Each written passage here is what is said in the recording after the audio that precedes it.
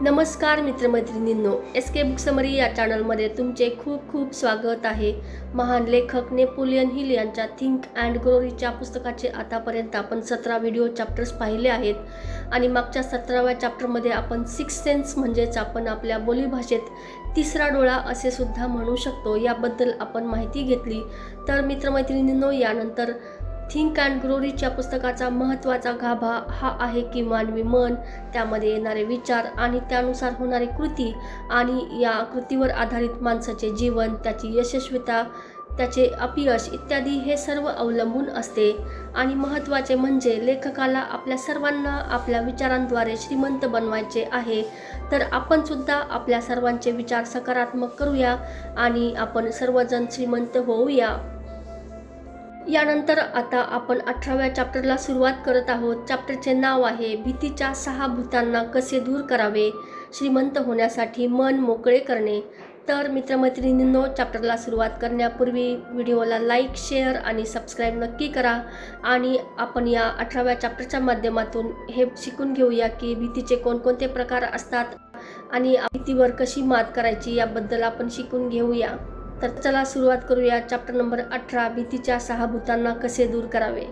तत्वज्ञानाच्या कोणत्याही भागाचा तुम्ही यशस्वीपणे वापर करण्यापूर्वी तुमचे मन ते स्वीकारण्यासाठी तयार असणे आवश्यक आहे. ही तयारी अवघड नाही. त्या 3 शत्रूंच्या अभ्यास, विश्लेषण आणि समजून घेण्यापासून सुरुवात होते, ज्यांना तुम्हाला दूर करावे लागेल. असमंजस, शंका आणि भीती. सिक्स सेन्स तेव्हाच काम करेल जेव्हा हे 3 शत्रू किंवा त्यापैकी एकही तुमच्या मनात शिल्लक राहणार नाही. या दुष्ट त्रिमूर्तीचे सदस्य एकमेकांशी खूप जवळून जोडलेले असतात. जिथे एक दिसेल तिथे बाकीचे दोनही आसपासच असतात. असमंजसपणा हा भीतीचे एक बीज आहे, हे लक्षात ठेवा. असमंजसपणा शंकेत बदलतो आणि मग हे दोघे मिळून भीती निर्माण करतात. अनेकदा ही प्रक्रिया हळूहळू घडते, त्यामुळेच हे 3 शत्रू इतके धोकादायक ठरतात. हे शत्रू बीजापासून उगवतात, वाढतात आणि आपल्याला त्यांच्या अस्तित्वाची जाणीव सुद्धा होत नाही. या चॅप्टरचा उर्वरित भाग त्या उद्दिष्टांचे वर्णन करतो जे या संपूर्ण तत्वज्ञानाचा प्रत्यक्ष वापर करण्यापूर्वी साध्य करणे आवश्यक आहे. तसेच तो त्या परिस्थितींचे विश्लेषण करतो ज्यामुळे अनेक लोक गरिबीत अडकलेले आहेत आणि त्या सत्याकडे लक्ष वेधतो जे प्रत्येकाने समजून घेतले पाहिजे, विशेषतः ज्यांना श्रीमंत व्हायचे आहे, मग ते पैशाच्या दृष्टीने असो किंवा मानसिक अवस्थेच्या दृष्टीने. या चॅप्टरचा उद्देश म्हणजे 6 मूलभूत भीतींची कारणे आणि त्यावर उपाय यावर लक्ष केंद्रित करणे. कोणत्याही शत्रूवर विजय मिळविण्यापूर्वी त्याचे नाव, सवयी आणि तो कुठे राहतो त्याचे स्वरूप जाणून घेणे आवश्यक असते. काळजीपूर्वक विश्लेषण करा आणि पहा की या 6 भीतींपैकी कोणती तुमच्या सोबत जोडलेली आहे का. या छोट्या शत्रूंच्या सवयींना कमी लेखू नका. अनेकदा ते आपल्या अवचेतन मनात लपलेले असतात, जिथे त्यांना शोधणे कठीण असते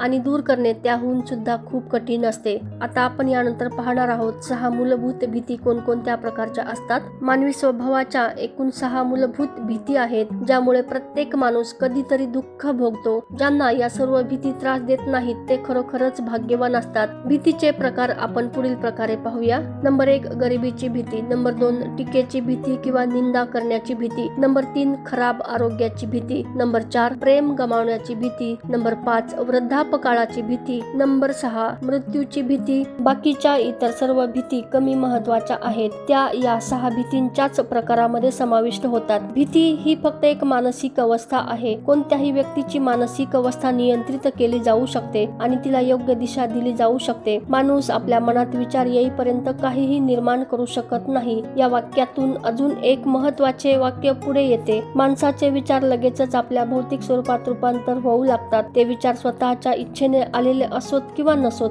जे विचार फक्त योगायोगाने स्वीकारले जातात ते देखील एखाद्या व्यक्तीचे आर्थिक, व्यावसायिक किंवा सामाजिक भविष्य ठरवू शकतात. अगदी त्याचप्रमाणे जसे विचार ठरवतात जे जाणीवपूर्वक आणि विचारपूर्वक निर्माण केलेले असतात. आपण येथे त्या लोकांसाठी एक महत्त्वाचा पाया तयार करत आहोत ज्यांना हे समजत नाही की काही लोक नशीबवान का वाटतात, तर त्यांच्या इतकी किंवा त्यांच्यापेक्षा अधिक क्षमता, प्रशिक्षण, अनुभव आणि मानसिक ताकद असलेले लोक दुर्दैवाच्या लाटांमध्ये का अडकतात. हा मुद्दा या वाक्याने स्पष्ट होतो की प्रत्येक माणसात आपल्या मनावर पूर्ण नियंत्रण ठेवण्याची क्षमता असते. या नियंत्रणाद्वारे तो आपल्या मनाला इतरांकडून येणाऱ्या विचारांसाठी खुले ठेवू शकतो किंवा आपल्या मनाचे दरवाजे बंद करून फक्त स्वतः निवडलेल्या विचारांनाच आत येऊ देऊ शकतो.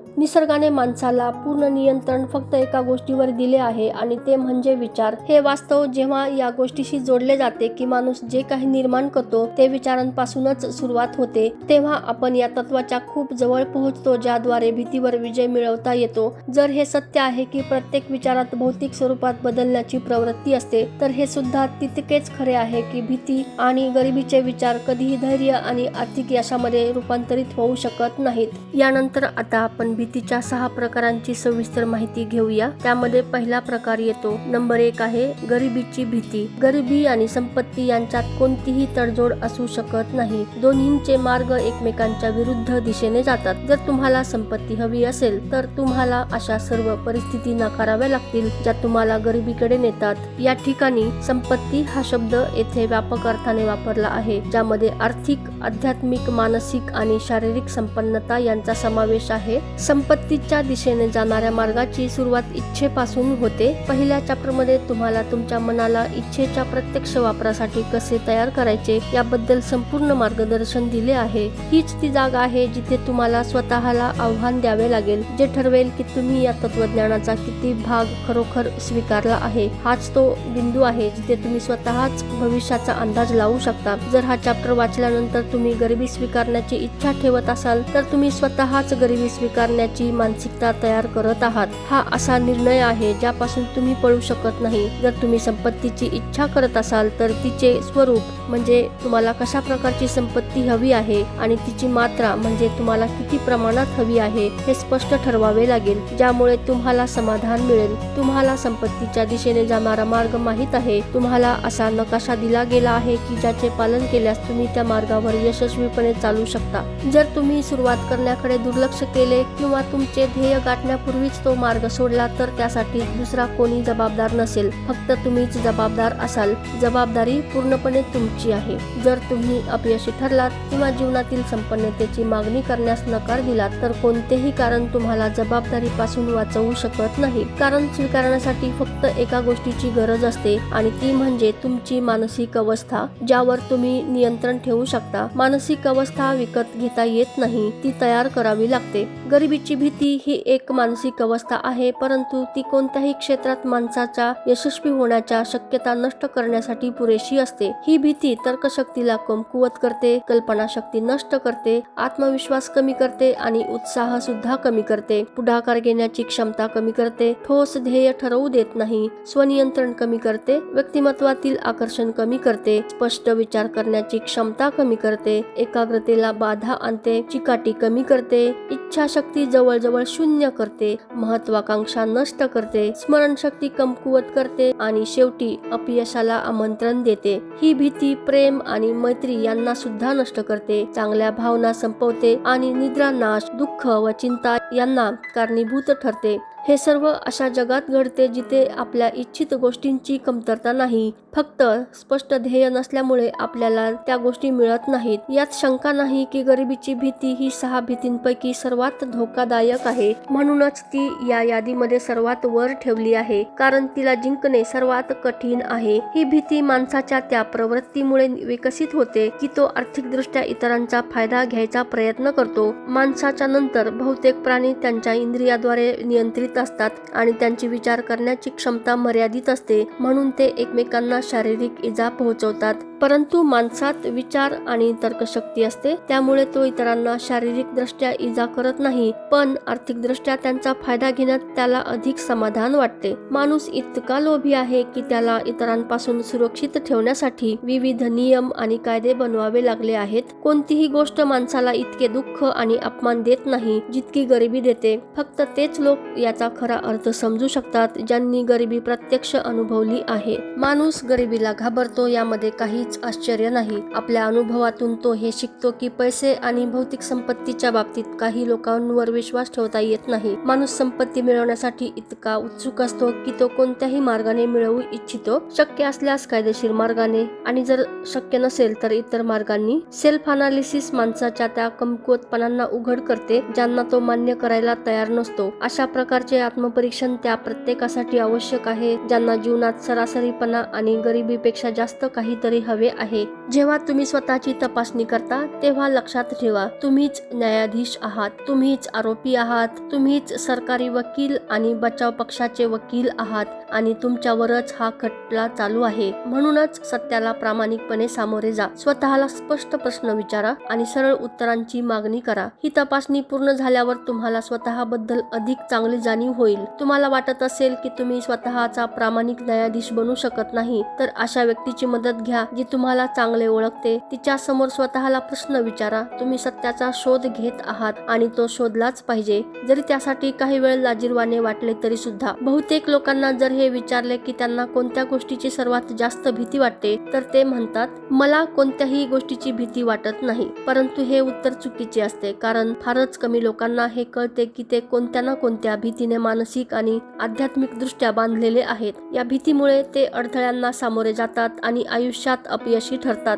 भीती इतकी सूक्ष्म आणि खोलवर मनात बसलेली असते की अनेकदा माणूस आयुष्यभर तिचे ओझे वाहत राहतो, परंतु तिचे अस्तित्व सुद्धा जाणवत नाही. फक्त धैर्याने केलेल्या सखोल विश्लेषणामुळेच त्या शत्रूची ओळख पटते. जेव्हा तुम्ही असे विश्लेषण सुरू करता तेव्हा स्वतःच्या स्वभावात खोलवर जाऊन तपासणी करा. यामध्ये खालीलप्रमाणे काही लक्षणे दिली आहेत ज्याकडे तुम्ही लक्ष देणे गरजेचे आहे. नंबर 1, उदासीनता. यामध्ये महत्वाकांक्षेचा अभाव, गरिबी सहन करण्याची तयारी, जीवन जसे आहे तसे स्वीकारण्याची सवय, मानसिक आणि शारीरिक आळस, पुढाकार घेण्याची कमतरता, कल्पनाशक्ती, उत्साह आणि स्वनियंत्रणाचा अभाव. उदासीनतेनंतर आहे निर्णय न घेणे. स्वतः निर्णय न घेता इतरांना आपल्यासाठी निर्णय घेऊ देण्याची सवय. यानंतर आहे शंका. स्वतःच्या अपयशाचे समर्थन करण्यासाठी बहाणे बनवणे, कारणे सांगणे किंवा माफी मागणे. कधी कधी यशस्वी लोकांविषयी मत्सर किंवा त्यांची टीका करण्याच्या स्वरूपात सुद्धा ही दिसून येते. यानंतर आहे चिंता म्हणजे वरी. इतरांच्या चुका काढण्याची सवय, उत्पन्नापेक्षा जास्त खर्च करणे,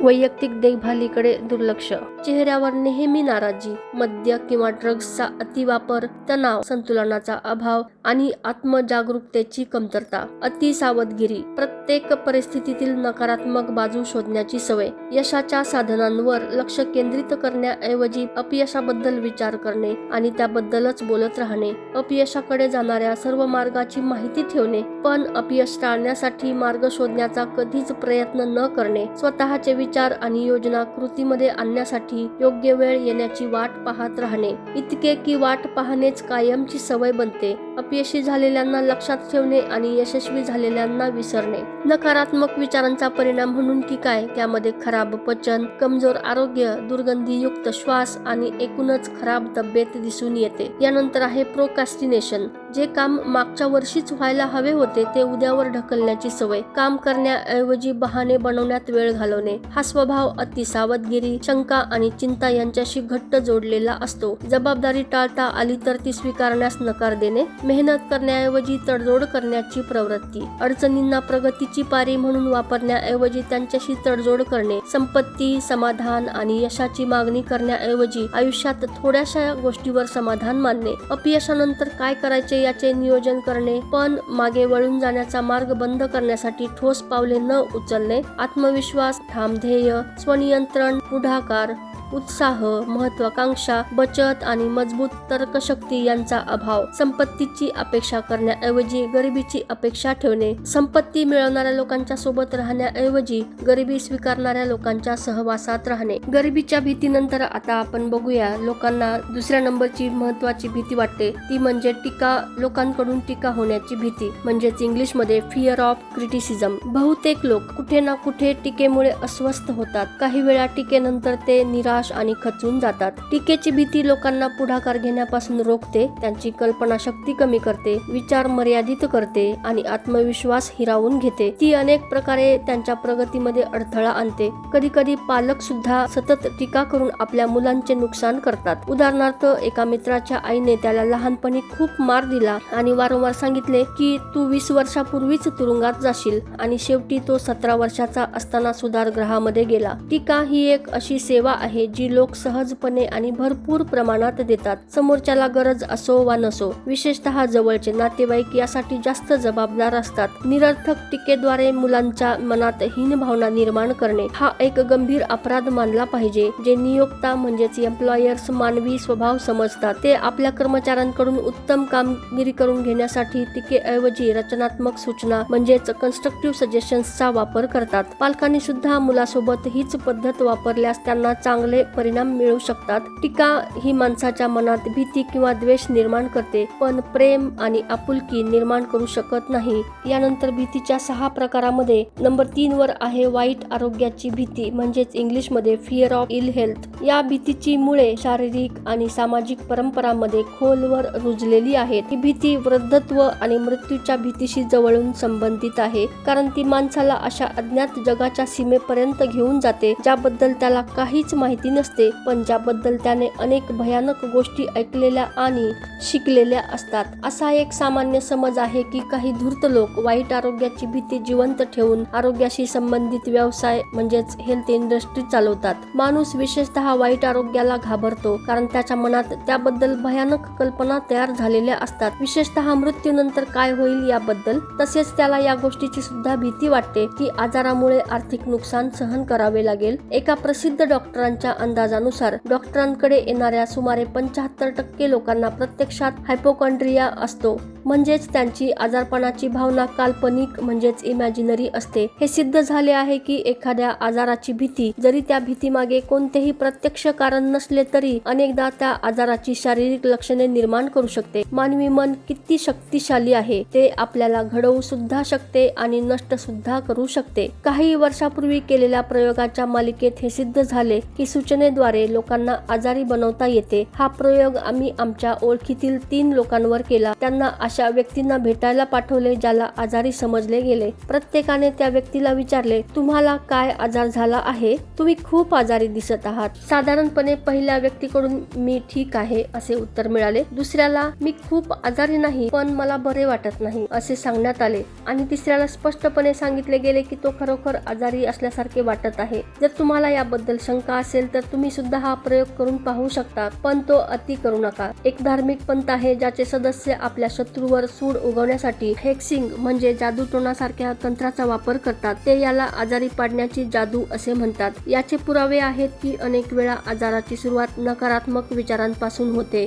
असे विचार एका मनातून दुसऱ्या मनात सूचनेद्वारे पोहोचू शकतात किंवा व्यक्ती स्वतःच आपल्या मनात भीती निर्माण करू शकते. डॉक्टर अनेकदा रुग्णांना आरोग्य सुधारण्यासाठी वेगवेगळ्या ठिकाणी जाण्याचा सल्ला देतात, कारण मानसिक दृष्टिकोनातील बदल अत्यंत आवश्यक असतो. वाईट आरोग्याच्या भीतीचे बीज प्रत्येक माणसाच्या मनात असते. चिंता, भीती, निराशा, प्रेमातील अपयश आणि व्यवसायातील अपयश हे सर्व त्या बीजाला वाढवतात. भीतीच्या मूलभूत प्रकारापैकी नंबर 4 वर येते ती म्हणजे प्रेम गमावण्याची भीती म्हणजे fear of loss of love. या नैसर्गिक भीतीचा मुख्य उगम असा मानला जातो की पूर्वी पुरुषांना अनेक विवाह करण्याची सवय होती आणि ते इतरांच्या जोडीदाराला आपल्या ताब्यात घेण्याचा प्रयत्न करत असत. त्यामुळे जोडीदार गमावण्याची भीती निर्माण झाली. मत्सर म्हणजेच जलन आणि अशा प्रकारच्या मानसिक विकारांचा उगम हा प्रेम गमावण्याच्या भीतीमधून होतो. ही भीती 6 मूलभूत भीतीपैकी सर्वात वेदनादायक मानली जाते. ती शरीर आणि मन दोन्हीवर इतर कोणत्याही भीतीपेक्षा अधिक त्रास देते. प्रेम गमावण्याची ही भीती कदाचित प्राचीन काळापासून अस्तित्वात आहे, जेव्हा पुरुष स्त्रियांना बलपूर्वक पळवून नेत असत. आजही पुरुष असे करतात, पण त्यांची पद्धत बदलली आहे. आता ते शक्तीऐवजी हट्ट, विनंती, आकर्षक कपडे, महागड्या गाड्या आणि इतर गोष्टींचा वापर करून समोरच्याला आकर्षित करतात. मानवी स्वभाव फारसा बदललेला नाही, फक्त त्याची अभिव्यक्ती बदललेली आहे. विश्लेषणातून असे दिसते की स्त्रियांमध्ये ही भीती पुरुषांपेक्षा जास्त आढळते. अनुभवातून स्त्रियांना असे वाटते की पुरुष स्वभावतः बहुपत्नीक म्हणजेच मल्टिपल पार्टनर्स असू शकतात आणि एकदा ते दुसऱ्यांच्या प्रभावाखाली गेले की त्यांच्यावर विश्वास ठेवणे कठीण असते. यानंतर नंबर 5 वर येते ती म्हणजे वृद्धापकाळाची भीती, म्हणजे इंग्लिशमध्ये फिअर ऑफ ओल्ड एज. जसजसे वय वाढते तसतसे वाईट आरोग्याची भीती अधिक तीव्र होते. वृद्धापकाळात लैंगिक आकर्षण कमी होण्याची शक्यता असल्याने काहींना त्याची सुद्धा भीती वाटते. वृद्धापकाळाची भीती आणखी एका कारणामुळे वाढते. वय वाढल्यावर माणूस अनेक गोष्टीसाठी इतरांवर अवलंबून होऊ लागतो. त्यामुळे आर्थिक आणि शारीरिक स्वातंत्र्य गमावण्याची भीती निर्माण होते. काही लोक वय वाढल्यावर आपली गती मंदावल्यामुळे हीन भावना म्हणजेच इन्फेरिओरिटी कॉम्प्लेक्स अनुभवतात. दुर्दैवाने काही जण वृद्धत्वासोबत पुढाकार घेण्याची क्षमता, कल्पनाशक्ती आणि आत्मविश्वास सुद्धा गमावतात. यानंतर भीतीच्या 6 महत्वाच्या भीतीपैकी शेवटची 6 नंबरची भीती म्हणजे मृत्यूची भीती, म्हणजेच फिअर ऑफ डेथ. सर्व भीतीपैकी मृत्यूची भीती सर्वात भयानक मानली जाते. कारण स्पष्ट आहे, मृत्यूनंतर काय होते हे आपल्याला माहित नाही. विल्यम शेक्सपियर यांनी मृत्यूबद्दल लिहिलेले आहे. ते म्हणतात, ते असे ठिकाण आहे जिथून कोणी सुद्धा परत येऊ शकत नाही. आजच्या काळात मृत्यूची भीती पूर्वी इतकी सामान्य राहिलेली नाही. एकेकाळी जेव्हा मोठ्या शिक्षण संस्था नव्हत्या तेव्हा ही भीती अधिक होती. पण विज्ञानाने जगाला सत्य दाखवले आहे आणि त्यामुळे लोक हळूहळू या भीतीमधून मुक्त होत आहेत. आजचे विद्यार्थी जे महाविद्यालये आणि विद्यापीठामध्ये शिकत आहेत ते नरकाच्या कल्पनांपेक्षा विज्ञानावर अधिक विश्वास ठेवतात. जीवशास्त्र, खगोलशास्त्र, भूगोल आणि इतर विज्ञान शाखांनी लोकांना अंधश्रद्धेच्या भीतीमधून बाहेर काढले आहे. विश्वाचे तत्व. संपूर्ण विश्व 2च गोष्टीपासून बनले आहे, ते म्हणजे ऊर्जा आणि पदार्थ, म्हणजेच एनर्जी आणि मॅटर. मूलभूत भौतिक शास्त्रानुसार पदार्थ किंवा ऊर्जा ना निर्माण करता येतात ना नष्ट करता येतात. ते फक्त एका स्वरूपातून दुसऱ्या स्वरूपामध्ये रूपांतरित होतात. चिंता म्हणजे चितेसारखी असते. चिंता ही भीतीवर आधारित एक मानसिक अवस्था आहे. ती हळूहळू काम करते पण सतत कार्यरत राहते. ती धोकादायक आहे आणि सुरुवातीला सूक्ष्म असते. पावलोपावली ती मनात शिरत जाते. जोपर्यंत ती माणसाच्या तर्कशक्तीला पूर्णपणे कमजोर करत नाही आणि त्यांचा आत्मविश्वास व पुढाकार घेण्याची क्षमता नष्ट करत नाही. चिंता ही भीतीचाच एक प्रकार आहे जो निर्णय न घेण्यामुळे निर्माण होतो. त्यामुळे ती एक अशी मानसिक अवस्था आहे जी नियंत्रित करता येते. ज्या मनामध्ये संतुलन नसते ते असहाय्य होते. निर्णय न घेतल्यामुळे मन असंतुलित होते. बहुतेक लोकांमध्ये त्वरित निर्णय घेण्याची इच्छाशक्ती नसते आणि निर्णय घेतल्यानंतर त्यावर ठाम राहण्याचे धैर्य सुद्धा नसते. हे 6 मूलभूत भीती निर्णय न घेतल्यामुळे शेवटी चिंतेच्या चितेत रूपांतरित होतात. मृत्यू हा टाळता न येणारा आहे हे स्वीकारा आणि त्या निर्णयामुळे मृत्यूच्या भीतीतून मुक्त व्हा. चिंता न करता जितके पैसे कमावता येतील ते कमावण्याचा निर्णय घ्या आणि गरिबीच्या भीतीवर विजय मिळवा. इतर लोक काय विचार करतात, बोलतात किंवा काय करतात याची चिंता करणार नाही असा निर्णय घ्या आणि टीकेच्या भीतीचा अंत करा. वृद्धत्वाला अडथळा नाही तर आशीर्वाद म्हणून स्वीकारा, कारण ते शहाणपण, स्वनियंत्रण आणि समज देते. आणि वृद्धत्वाच्या भीतीवर मात करा. लक्षणाकडे दुर्लक्ष करण्याचा निर्णय घ्या आणि वाईट आरोग्याच्या भीतीवर विजय मिळवा. आवश्यक असल्यास प्रेमाशिवाय सुद्धा जगू शकतो हा निर्णय घ्या आणि प्रेम गमावण्याच्या भीतीवर मात करा. सर्व प्रकारच्या चिंतेला संपवण्यासाठी हा निष्कर्ष काढा की जीवनात अशी कोणतीही गोष्ट नाही ज्यासाठी आपण चिंता करून इतकी मोठी किंमत मोजावी लागेल. या निर्णयामुळे स्वतःला संतुलन, शांतता आणि समाधान मिळेल. ज्याच्या मनात भीती भरलेली असते तो केवळ स्वतःच्या संधी नष्ट करत नाही तर त्या नकारात्मक कंपनांना म्हणजेच व्हायब्रेशन्सना इतरांपर्यंत सुद्धा पोहोचवतो आणि त्यांच्या संधी सुद्धा खराब करतो. एखादा कुत्रा किंवा घोडा सुद्धा ओळखू शकतो की त्याचा मालक घाबरलेला आहे. ते त्या भीतीच्या कंपनांना अनुभवतात आणि त्यानुसार वागतात. भीतीचे विचार एका मनातून दुसऱ्या मनात तितक्याच वेगाने पोहोचतात जितक्या वेगाने रेडिओ स्टेशनवरून आवाज प्रसारित होतो. जो व्यक्ती नकारात्मक किंवा विनाशकारी विचार शब्दामध्ये व्यक्त करतो तो त्याचे परिणाम नक्कीच अनुभवतो. अशा विचारांचे परिणाम अनेक प्रकारे दिसून येतात. ते सर्जनशील कल्पनाशक्ती नष्ट करतात, नकारात्मक व्यक्तिमत्व तयार करतात ज्यामुळे लोक दूर जातात आणि असे विचार अवचेतन मनात जाऊन व्यक्तिमत्वाचा भाग बनतात. जीवनात तुमचे उद्दिष्ट यश मिळवणे आहे. यशासाठी तुम्हाला मनशांती, सुखसोयी आणि सर्वात महत्त्वाचे म्हणजे आनंद या सर्व गोष्टींची गरज असते आणि त्या सर्व विचारांपासून सुरू होतात. तुम्ही तुमच्या मनावर नियंत्रण ठेवू शकता. तुमच्याकडे तुमच्या पसंतीचे विचार त्यात भरण्याची ताकद आहे. या अधिकारासोबत एक जबाबदारी सुद्धा येते, त्याचा सर्जनशील वापर करण्याची. तुम्ही तुमचे नशीब स्वतः घडवता. जसे तुमच्या विचारावर नियंत्रण ठेवता तुम्ही तुमच्या वातावरणावर प्रभाव टाकू शकता त्याला दिशा देऊ शकता, नियंत्रित करू शकता. तुम्ही तुमचे जीवन जसे हवे तसे घडवू शकता. म्हणजेच थोडक्यात तुम्हीच तुमच्या जीवनाचे शिल्पकार आहात. किंवा हा अधिकार दुर्लक्षित करून स्वतःला परिस्थितीच्या लाटावर सोडून देऊ शकता, जिथे तुम्ही समुद्रातील लाकडाच्या तुकड्यासारखे इकडून तिकडे ढकलले जाल. तर मित्रमैत्रिणींनो, या ठिकाणी व्हिडिओ चॅप्टर संपलेला आहे. पाहत रहा SK बुक समरी. व्हिडिओला लाईक, शेअर आणि सबस्क्राईब नक्की करा. स्वतःची काळजी घ्या. नवीन पुस्तके वाचा, खूप मेहनत करा आणि आनंदी रहा.